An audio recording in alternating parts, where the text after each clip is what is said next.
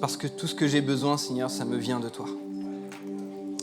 Merci, Père éternel, pour ce temps de louange, Seigneur Jésus, ce temps, Seigneur, où nous avons pu, Seigneur, te faire monter nos louanges et nos adorations, Père.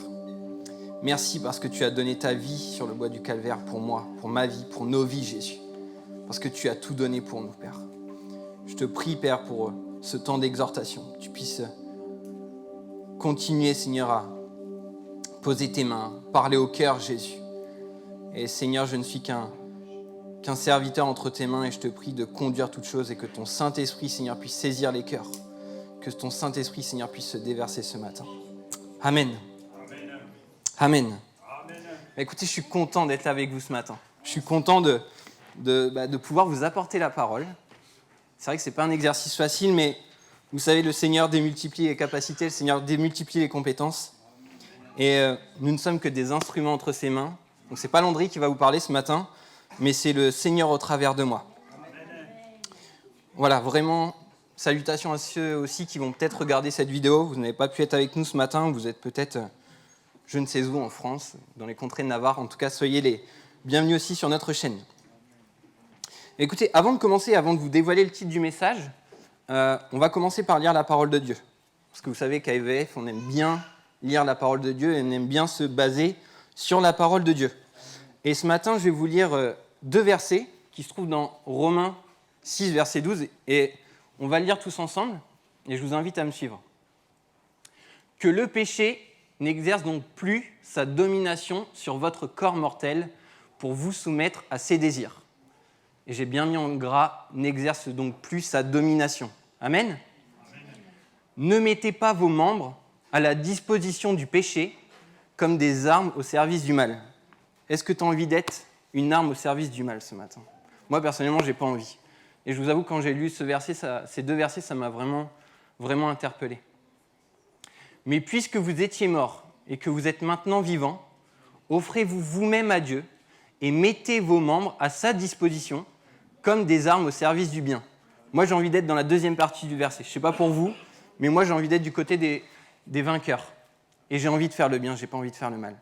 Et je vous invite à prendre une 2e version, puisque là, on était dans la Bible du Semeur, et je vais vous lire également la version Parole de vie qui va encore plus loin dans cette pensée. Ne permettez donc plus au péché d'exercer sa domination sur votre corps mortel, ni de se servir de vos membres pour vous asservir à ses convoitises. Son règne sur vous est terminé. Le règne du péché sur ta vie, mon frère, ma sœur, est terminé. Est-ce que vous voulez le proclamer ? Amen. Refusez donc de lui obéir et de céder aux désirs de vos passions. Et le verset 13, il commence très fort. Vous n'avez plus le droit de mettre vos membres à la disposition du péché, ni de placer vos facultés à son service. Il s'en servirait, l'ennemi, le péché, comme arme contre Dieu. Et on va voir la fin. Présentez-vous plutôt vous-même à Dieu et placez-vous une fois pour toutes à sa disposition. On ne va pas changer de camp toutes les 5 minutes. Offrez-vous entièrement à lui. N'avez-vous pas été arrachés à une mort certaine et ressuscités à une vie nouvelle ? Nous qui sommes enfants de Dieu, est-ce que nous ne sommes pas appelés à une vie nouvelle pour le Seigneur ? Consacrez donc vos facultés au service de Dieu et faites de vos membres des instruments de sa volonté. Remettez-les entre les mains de Dieu afin qu'ils s'en servent comme armes pour accomplir ses desseins. Amen. Je ne sais pas vous, mais j'ai relu plusieurs fois, je vous avoue qu'en préparant ce message, j'ai relu maintes et maintes fois ces versets et je trouve ça tellement fort, tellement fort. Et juste pour vous dire, par rapport à ce contexte, c'est Paul donc, qui exhorte les chrétiens de Rome, des chrétiens qui étaient juifs et non juifs, puisqu'il faut savoir qu'avant, on va dire que c'était plutôt axé pour les juifs, et une fois que Jésus est venu à la fois pour les juifs et les non-juifs. Et là, dans notre texte, Paul exhorte les 2, on va dire, types de chrétiens, ceux qui étaient de base juifs et ceux qui se sont convertis suite à ce qu'ils ont pu entendre de la parole de Dieu au travers de Jésus, au travers des témoignages. Et voilà, il exhorte les chrétiens aussi dans Romains 6 par rapport à la grâce que nous avons reçue, que les chrétiens ont reçue par le sacrifice de Jésus à la croix pour nos péchés. Et par rapport à cela, il exhorte les chrétiens à ne pas abuser de la grâce de Dieu. Vous savez, Dieu fait grâce. C'est vrai qu'on a un Dieu riche, on a un Dieu qui est très bon. Il efface tous nos péchés. Et vous savez, ça peut arriver qu'on pêche dans la journée, mais on est tellement, j'ai envie de dire, tellement, je vais pas dire, ouais, un peu, on va dire, on a l'opportunité et vraiment la grâce de Dieu que au moment où tu proclames, mon frère, ma sœur, tes péchés, Dieu est fidèle et juste pour te pardonner. Je me suis dit, mais finalement, qu'est-ce que la grâce ? Parce que peut-être que, je ne sais pas si tout le monde sait définir ce que c'est la grâce, mais c'est vraiment, ce que je peux vous dire, c'est que c'est un don gratuit et immérité de la part de Dieu. C'est simplement la manifestation de l'amour de Dieu envers nous, envers ceux qui ne le méritent pas, par le sacrifice de Jésus à la croix.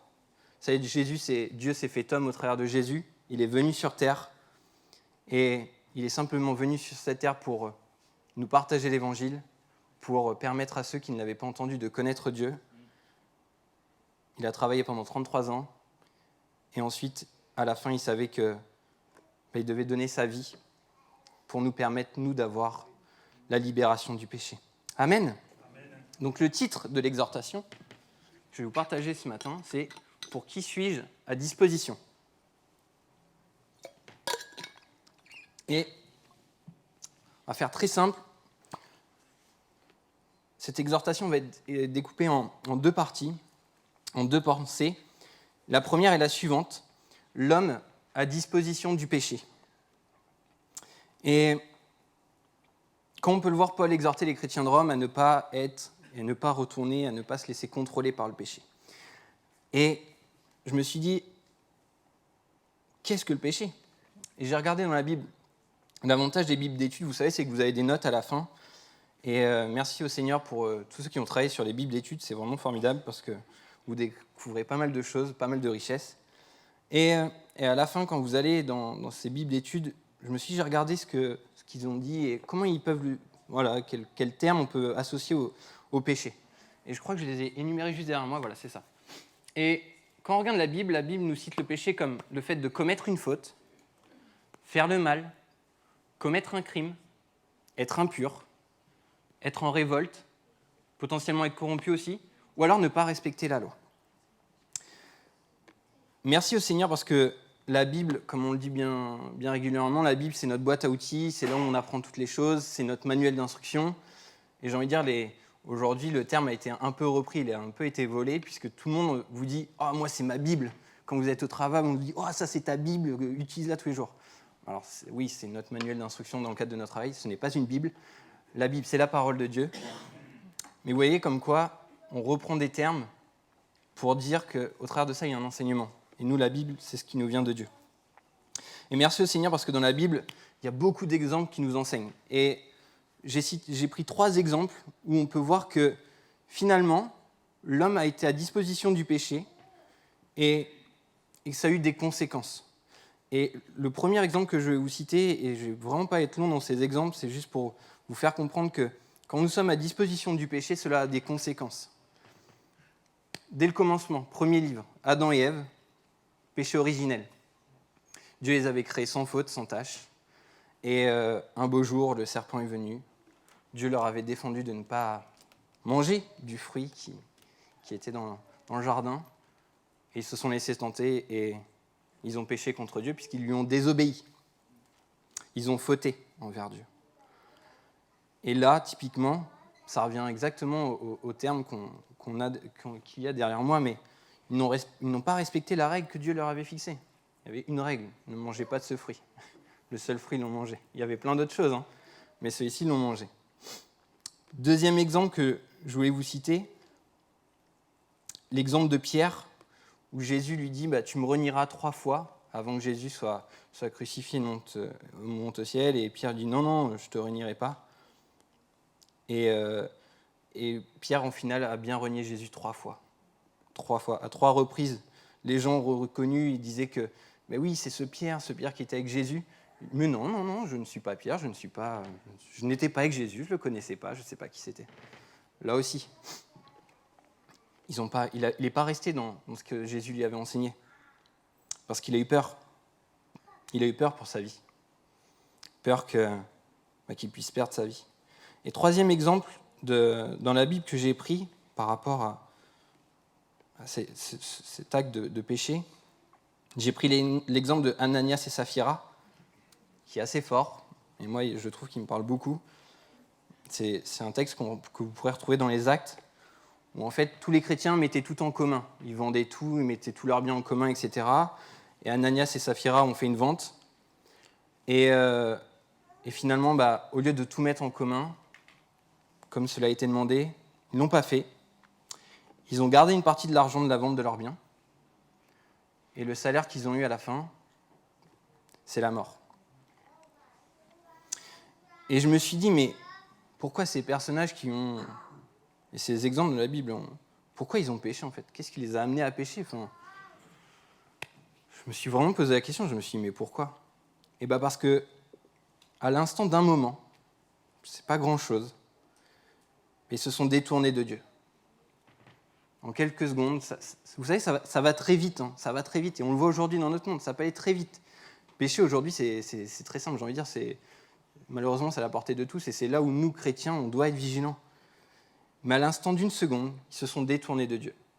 Ils se sont laissés séduire. Ils se sont laissés captiver par autre chose que par Dieu. Et au final, quand on se laisse séduire, quand on se laisse captiver par autre chose, indirectement, Dieu n'avait plus sa place. Il n'avait pas la place qui lui était destinée. Quand on reprend l'exemple d'Ananias et Saphira, au final, ce qui avait pris la place de Dieu, c'était l'argent, parce qu'il voulait garder de l'argent. Mais vous savez, je vais vous citer un texte, c'est qu'on a un Dieu unique, un Dieu qui est jaloux. Et dans Exode 20, verset 5, le texte nous dit, je ne sais pas s'il est là, le texte nous dit « Tu ne te prosterneras pas devant de telles idoles, et tu ne leur rendras pas de culte, car moi, l'Éternel, ton Dieu, je suis un Dieu qui ne tolère aucun rival. » Je ne tolère aucun rival. Dieu ne veut pas que quelqu'un d'autre prenne la place. Mais quand je me détourne de Dieu, quand je délaisse le Seigneur, même à quelques secondes, vous savez quoi? Au final, je deviens une arme entre les mains de l'ennemi. Parce que le but de l'ennemi, c'est de couper la relation que nous pouvons avoir avec Dieu. Et quand je ne reste pas connecté au Seigneur, quand je m'éloigne du Seigneur, au final, il y a des choses mauvaises qui viennent, qui prennent la place progressivement. Et finalement, là où j'aurais dû rester connecté avec le Seigneur, là où j'aurais dû œuvrer pour le Seigneur, l'ennemi, le péché rentre, et finalement, je ne sers plus le Seigneur, mais je sers le péché, et je sers l'ennemi de mon âme. Et je voulais juste vous rappeler un exemple que le pasteur Mathias nous avait cité au cours d'une prédication, par rapport à un cap. Je ne sais pas s'il y a des marins ici ou il y a des navigateurs. Il n'y a pas de navigateurs, d'accord, bon, tant pis. Personne ne fait de bateau ici? Un peu? Bon, super. Il y a des pilotes de course alors. Non, mais la pensée du pasteur Mathias, c'était celle-ci, c'est que, vous savez, sur la mer, si vous déviez de quelques degrés, pas grand-chose, on parle d'un degré, voire même moins d'un degré, finalement, au début, le 1 degré, ça n'a pas d'incidence. Enfin, vous allez pouvoir tenir votre cap, vous ne verrez pas trop la différence, 1 degré, ça ne se voit pas. Mais si vous faites de la navigation pendant 4-5 heures, pendant toute une journée, et que ce degré, finalement, vous ne l'avez jamais corrigé, vous deviez peut-être aller à New York en bateau, finalement, d'avoir dévié le cap de 1 degré, vous allez peut-être vous retrouver au Canada. Et c'est ça, en fait, le point.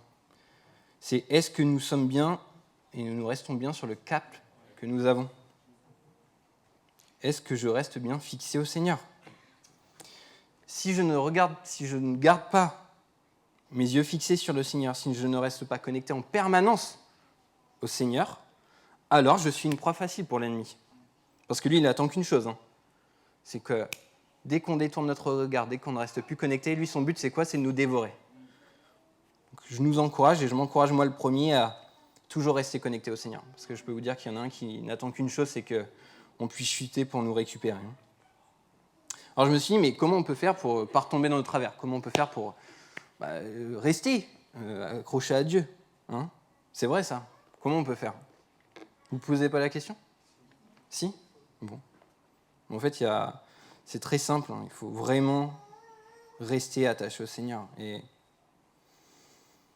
vous savez, même de façon inconsciente, on peut se retrouver à nouveau au service du péché. Au travers de nos pensées, au travers de nos gestes, au travers de nos regards, on peut vite pécher. Mais si nous restons vraiment connectés à Dieu, si nous restons attachés à lui, si à chaque instant de la journée, on prie, à chaque instant de la journée, on demande la volonté au Seigneur. Peut-être que dans la journée, tu as besoin, tu te rappelles un verset qui te fait du bien. Peut-être que tu as la Bible sur ton smartphone, tu as besoin de lire un passage, lis. Mais restons connectés au Seigneur. Parce que moins on se connecte à Dieu, plus l'ennemi prend la place. Et j'aime bien cette image que mon père m'avait partagée.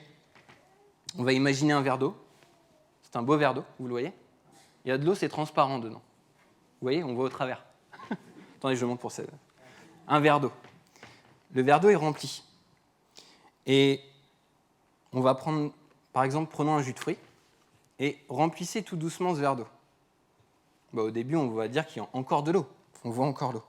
Mais si vous continuez à verser ce jus de fruits toujours, au final, ce qui était transparent, qui était que de l'eau, à la fin, il n'y a plus d'eau. Vous voyez ce que je veux dire ou pas ? C'est que si on ne fait pas attention, si on ne veille pas, finalement, le péché, l'ennemi va venir, va prendre sa place, va remplir. Et là où vous étiez pur, vous étiez sans tache, l'ennemi a pris sa place. Et progressivement, Dieu a moins sa place. Voilà ce que je voulais vous partager au travers de cette très belle image du verre d'eau. Donc vous retiendrez le verre d'eau. On a le vélo et maintenant il y a le verre d'eau. Le vélo, c'est pour Alexis, puis moi j'aurai le verre d'eau. Voilà. Sachez une chose, c'est que la Bible nous enseigne là-dessus, c'est que le péché a des répercussions sur notre vie, sur nos actions. Et Paul l'enseigne dans le texte qu'on a vu. Ne mettez pas vos membres à la disposition du péché, comme des armes au service du mal. Et si on pêche, etc., si on ne reste pas connecté à Dieu, là, à la fin, qu'est-ce qu'on méritera ? Notre salaire, c'est la mort. Si je pêche, à la fin, je meurs. On va passer à la deuxième pensée de ce message. Donc, on a vu l'homme à la disposition du péché. On va voir maintenant l'homme à la disposition de Dieu. On va être un peu mieux. Tout d'abord, si l'homme ne connaît pas Dieu, il ne peut pas être libéré de l'emprise du péché. D'accord ? Quand moi, Landry, je n'étais pas converti, j'étais sous l'emprise du péché. Mais une fois que j'ai décidé de choisir le Seigneur, une fois que j'ai décidé de passer par les eaux du baptême et de m'engager pour le Seigneur, je n'étais plus sous l'emprise du péché, j'étais sous l'emprise de la grâce de Dieu. Amen. Mais si l'Église ne fait pas son travail, si nous n'allons pas exhorter, si nous ne partageons pas la bonne nouvelle à ceux qui nous entourent, ceux qui nous entourent ne pourront jamais devenir comme nous sommes et avoir le cadeau que Dieu nous a donné, d'avoir sa grâce et d'être libérés de nos péchés. Donc je fais une promotion pour notre mission de croyants. Avez-vous envie de partager l'Évangile ? Voulez-vous gagner des âmes ? C'est important. C'est important. Parce que Jésus a donné sa vie à la croix pour qu'un maximum puisse venir à lui. Et ce choix de conversion, quand vous avez décidé de suivre le Seigneur, vous avez vu que dans votre vie, il y a eu un changement de cap. Votre vie a fait un changement à 180 degrés. Vous étiez peut-être par le passé colérique, je vais prendre mon exemple, impatient. Et le jour de ma conversion, le Seigneur m'a permis de corriger des choses qui n'étaient pas à sa gloire, qui n'étaient pas à son image. Et vous voyez, quand il y a une vraie conversion, quand on voit la vraie conversion dans la vie de quelqu'un, quelle est la première réaction que vous avez ? « Waouh, ce frère, il a changé, cette personne a été changée, cette personne a été transformée. » Et c'est là que vous voyez que la main de Dieu a touché des vies, a touché des cœurs. Et notre acte d'engagement de suivre le Seigneur, par notre acte d'engagement, on dit « Oui, Seigneur, je veux te suivre. Je veux te suivre. Merci parce que tu me pardonnes de mes péchés, mais merci parce que maintenant, je vais pouvoir te servir. Parce que je vais pouvoir travailler à ce que tu m'appelles. » Et Romains 6, verset 13 nous le rappelle. « Consacrez donc vos facultés au service de Dieu et faites de vos membres des instruments de sa volonté. Remettez-les entre les mains de Dieu, afin qu'ils s'en servent comme des armes pour accomplir ses desseins. » Est-ce que vous voulez accomplir les desseins de Dieu ce matin ? Est-ce que vous avez envie de servir le Seigneur ? Je vous pose la question. Vous avez peut-être peur. Il n'y a pas de honte. C'est la première fois où j'ai voulu servir le Seigneur, je peux vous dire que j'avais les chocottes. Alors je dis oui Seigneur, je veux te servir, mais ça fait peur. Ça fait peur. Et il ne faut pas se voiler la face, on est humain, et l'ennemi aussi ne veut pas qu'on le serve. L'ennemi ne veut pas qu'on serve le Seigneur. Donc il utilise des facteurs X ou Y pour vous empêcher de le servir. Alors peut-être que vous ne savez pas comment servir le Seigneur, c'est possible aussi. J'ai juste envie de vous conseiller une solution, c'est demandons au Seigneur. Demandons au Seigneur de nous montrer comment il souhaite qu'on puisse le servir. Il y a des besoins dans l'Église. Merci Seigneur. Si vous avez envie de le servir, faites-vous savoir, vous inquiétez pas, on trouvera de quoi vous donner à faire. Il y a de quoi faire. Il y a toujours à faire pour le Seigneur.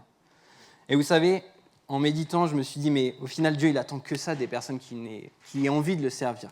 Il n'attend que ça. Et là aussi, j'ai pris quelques exemples dans la Bible de personnages qui se sont mis à la disposition de Dieu, puisque c'est ça, cette deuxième pensée, c'est des hommes à disposition de Dieu. Et je vais vous prendre là aussi 3 exemples de personnages qui se sont mis à la disposition.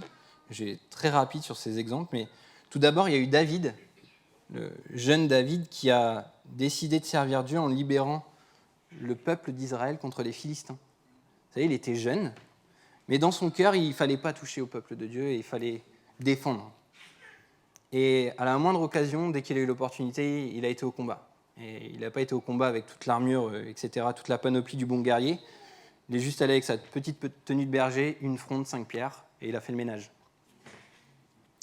Et il a fait le ménage pourquoi ? Parce qu'il s'est mis à la disposition de Dieu. Dieu l'a utilisé, et Dieu lui a permis de faire de grandes choses. Amen. J'ai pris l'exemple d'Ananias et Saphira tout à l'heure, où on a pu voir qu'ils ont péché contre Dieu.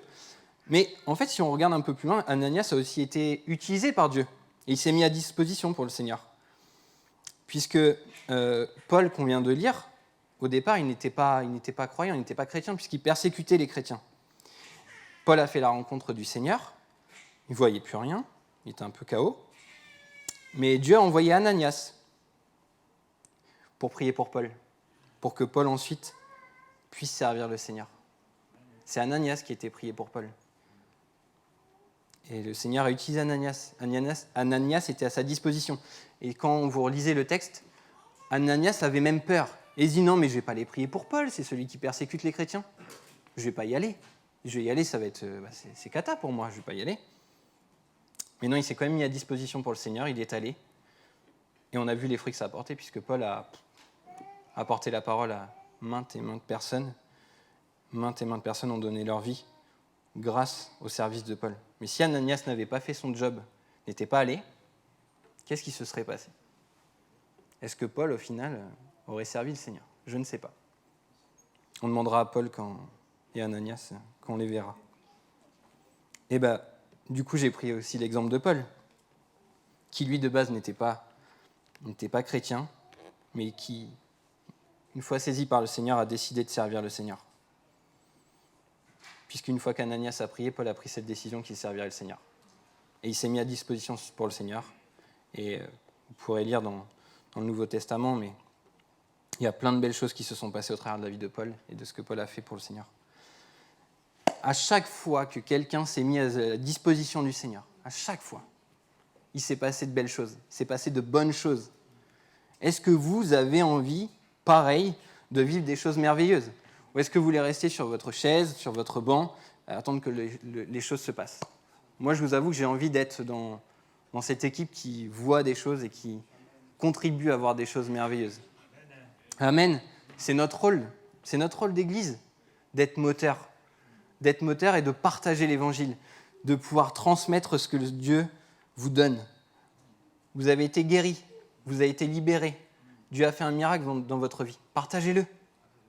Parce qu'il y a peut-être quelqu'un dans la salle qui est dans la même situation, qui ne sait pas comment agir, qui ne sait pas quoi faire. Mais vous avez la réponse, vous êtes la clé, et vous pouvez être un canal de bénédiction pour cette personne dans la salle. Amen. Voilà, prenez peut-être quelques secondes après, etc. Mais rappelez-vous, à chaque fois, rappelons-nous, et moi je me rappelle le premier, à chaque fois où je me suis laissé conduire par le Seigneur, qu'est-ce que ça a produit ? Ça a produit des fruits ou pas des fruits. C'est tellement important. C'est bien de se faire un peu une rétrospective de l'année antérieure. Vous voyez, on va commencer une nouvelle année. Rappelez-vous toutes les choses que vous avez faites pour le Seigneur. j'étais là, je suis passé là, ou j'étais là, je suis resté là, j'étais là, je suis là. C'est bien au final de faire un bilan de notre vie en tant que croyant. Vous savez, dans les entreprises, on fait beaucoup de bilans. Nos achats, nos ventes étaient là, on est passé là. Pourquoi on est passé là ? Parce que ça. On devrait faire pareil en tant que chrétien parfois, je pense. Est-ce que ma vie a été plutôt flat ? Est-ce que ma vie a été en progression ? Est-ce que ma vie a été plutôt en déperdition ? Peu importe la situation, le Seigneur ne te jugera pas. Mais ce que le Seigneur veut, c'est que tu continues à progresser avec lui. Donc si tu as diminué, demande au Seigneur de te remettre sur les bonnes voies et de t'aider à progresser avec lui et à grandir avec lui. Parce que vous savez, le Seigneur ne nous a pas appelés à rester des bébés, mais il nous a appelés à grandir avec lui. Amen. Et je me suis également rappelé le jour de ma conversion. Vous savez, on passe par les eaux du baptême et là on est tout feu, tout flamme. Oh, Seigneur, je vais faire des choses merveilleuses pour toi, je suis prêt, je vais y aller, je monte sur le ring, quoi. Ça vient 1 semaine, 2 semaines, 3 semaines, 4 semaines. Puis après, qu'en est-il ? Aujourd'hui, qu'en est-il ? Est-ce que j'ai toujours la même ferveur pour le Seigneur que le jour où je suis passé au travers des eaux du baptême ? Est-ce que j'ai toujours la même ferveur ? Est-ce que j'ai toujours ce même dynamisme ? Je ne peux pas vous donner la réponse, je vous laisserai répondre. Mais je sais que moi, j'ai connu des coups de mou, des traversées du désert. C'est difficile. Si vous ne restez pas connecté au Seigneur, le désert, c'est plus qu'un désert, c'est le néant. Mais si vous restez connecté au Seigneur, le Seigneur vous donne la force quotidiennement, il vous restaure, et puis un jour vous verrez le bout du tunnel et Dieu agira au travers de vous. Amen. Amen. Ma vie au service de Dieu, cela porte des fruits. Ma vie au service de Dieu, et je peux être une source de bénédiction pour le Seigneur. Mais il faut que je reste néanmoins dans les plans de Dieu pour ma vie. Il faut que j'écoute sa volonté. Amen. Amen. Si je suis animé par Dieu, je peux faire des grandes choses pour lui. Comme on l'a vu dans le texte. Si tu mets ta vie au service de Dieu, si tu mets tes compétences, tu mets tes talents au service de Dieu, Dieu va t'utiliser. Ne vous inquiétez pas, Dieu connaît. Et vous pouvez peut-être avoir un tout petit talent. Vous voyez ? Tout petit. Et vous savez une chose, c'est que, et je vais vous le dire, il n'y a pas de grand secret, Dieu va démultiplier ce talent. Je vais vous le redire, je sais que j'ai déjà dit plusieurs fois, j'ai commencé la batterie, je vous avoue, frères et sœurs, et peut-être vous qui nous écoutez sur Internet, je ne savais quasiment pas jouer. Et je m'en souviendrai toujours, à la fin du premier culte, on a dit « Mais Landry, on n'a pas eu l'impression que tu n'avais jamais joué de ta vie. Hein ?» Et vous savez ce qui a fait que cette graine, qui était si petite, ait grandi ? C'est Dieu. Parce que dans mon cœur, il y avait ce désir de mettre ma vie au service de Dieu et d'être un outil pour lui. Amen. Amen. Et on va conclure cette exhortation. Et la conclusion que je veux vous dire, c'est que je ne peux pas être à disposition de Dieu et du péché en même temps. Il nous faut faire un choix, frères et sœurs. On l'a vu, Dieu est un Dieu exclusif. Je ne peux pas servir 2 maîtres à la fois. Vous avez déjà essayé de marcher sur le trottoir, ou alors, pour tous ceux qui voudront faire l'expérience à la fin, je resterai et je vous garderai, mais essayez de marcher sur la première marche et par terre en même temps. Vous allez voir, c'est très confortable. C'est très instable, hein ? Frères et sœurs, vous voulez rester entre les deux, ou est-ce que vous voulez rester sur la marche ou rester sur le sol ? Qu'est-ce que l'on veut ? Et je vous partage un dernier texte, c'est que dans Luc 16, verset 13, qui nous dit « Aucun serviteur ne peut être en même temps au service de 2 maîtres. En effet, ou bien il détestera l'un et aimera l'autre, ou bien il sera dévoué au premier et méprisera le second. Vous ne pouvez pas servir en même temps Dieu et l'argent. Et si vous voulez, retirez le mot argent et mettez tout ce que vous voulez à la place. Ça peut être la télé, ça peut être les addictions, ce que vous voulez, l'alcool, la cigarette, bref, peu importe. En tout état de cause, ce que veut dire surtout ce verset, c'est que choisissons de servir Dieu et ne nous attachons pas à autre chose. Et je vous pose cette question, et je me suis la supposée en premier. quelle relation je souhaite avoir. Pour qui je veux être à disposition. Est-ce que je veux être à disposition de l'ennemi qui va m'utiliser pour détruire, pour maudire, pour haïr? Ou est-ce que je veux être à disposition du Seigneur? Le péché, c'est le nerf de la guerre. Et c'est un combat pour chacun d'entre nous. Et le monde nous offre tellement de possibilités qu'on peut vite tomber dans le péché. C'est dur de rester centré au Seigneur. Hein. Je vous le confesse, hein. Pour moi, c'est très très dur. C'est très très dur, vraiment. Et vous voyez, c'est pas parce que je suis là que je suis parfait, que je suis saint. Loin de là, c'est très dur. Mais la solution, c'est de rester connecté au Seigneur. Et je voudrais terminer ce temps d'exhortation par un temps d'appel. On va prendre un temps pour laisser le Seigneur toucher, parler nos cœurs. Et je vais faire un appel pour 2 sujets.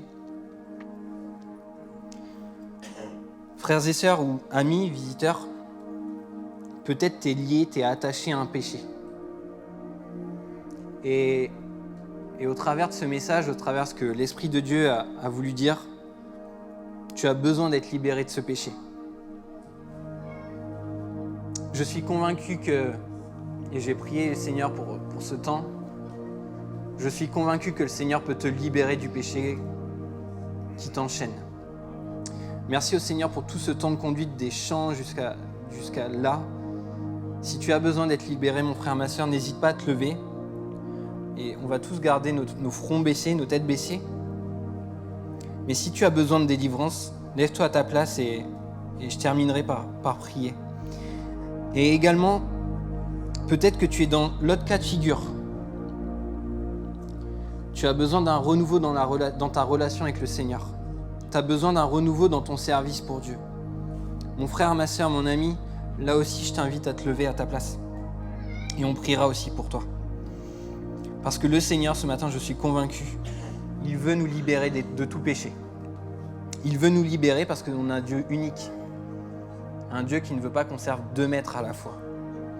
Voilà, je vais laisser quelques secondes. Si vous avez à cœur, si vous sentez que le Seigneur vous pousse à vous lever, n'hésitez pas. Je ne vais pas vous faire venir sur le devant.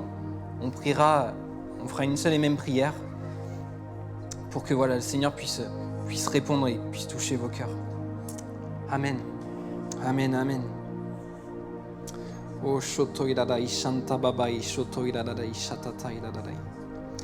oh Seigneur Jésus, viens Seigneur, touche, visite les cœurs Jésus. Merci Jésus. Merci Seigneur, merci Père. Père éternel, je veux te prier Jésus pour toutes les âmes Seigneur qui se sont levées Seigneur ce matin Jésus. Tu connais dans leur cœur Jésus ce besoin. Père éternel, tu es un Dieu qui a donné ta vie à la croix pour nous. Tu as fait ce sacrifice pour nous libérer de tout péché. Père éternel, je te prie, Seigneur Jésus, et je t'implore de libérer, Seigneur, tous ceux qui sont attachés à quelque chose, qui sont attachés à un péché, Jésus. Merci parce que tu as payé le prix sur le bois du calvaire pour nous, Seigneur Jésus. Père éternel, je te prie, Seigneur, de vraiment toucher, de libérer les vies, Seigneur Jésus, de tout péché, Père. Peut-être, Seigneur, des personnes n'ont pas osé se lever. Père éternel, là aussi, je veux te prier, Seigneur, que tu puisses bénir chacun, Seigneur, des personnes, Seigneur, chacune des personnes qui sont présentes ce matin, Jésus. Moi, le premier, Seigneur Jésus, libère-moi de tout péché, Jésus. Que je puisse être unique pour toi, Père. Je vais également te prier pour ce besoin, Seigneur, d'avoir un renouveau dans notre service pour toi, Père. Oh Jésus, que nous puissions vraiment être inspirés par toi, Jésus, que nous puissions être conduits par ton esprit, Père éternel. Parce que Seigneur Jésus, tu veux nous voir à ton service, Seigneur. Tu veux nous voir à ton service, Jésus. Touche les cœurs, visite les cœurs, Jésus. Que ceux qui te servent, Seigneur, puissent être renouvelés, Seigneur, dans leur service pour toi, Jésus. Que ceux qui hésitent à te servir, Seigneur Jésus, puissent se lever pour toi, Père, parce que toi, tu as un plan bien précis pour chacun d'entre nous, Seigneur Jésus. Je te prie, Seigneur Jésus, et je proclame, Seigneur Jésus, ta bénédiction, Seigneur Jésus, ta guérison, que tu puisses vraiment tous nous saisir, Jésus, que nous puissions être une église active pour toi, Père. Oh Seigneur Jésus, que nous puissions réellement être actifs pour toi, Jésus, et que nous ne puissions pas être aveuglés par le péché, aveuglés par ce qui nous empêche de rester connectés à toi, Jésus. Gloire te soit rendue, mon Dieu, mon roi, pour toutes choses, Seigneur Jésus, parce qu'en toi, nous avons la victoire. Et je veux proclamer, Seigneur Jésus, que l'ennemi n'a aucun pouvoir sur nos vies. L'ennemi n'a aucun pouvoir sur nos vies et nous voulons lier, Seigneur, en ton nom et sur ta parole, Seigneur Jésus, toutes les chaînes, Seigneur, que l'ennemi a pu mettre à nos pieds, Jésus. Parce que tu as payé le prix pour nous, Jésus. Gloire soit rendue, Père éternel. Amen.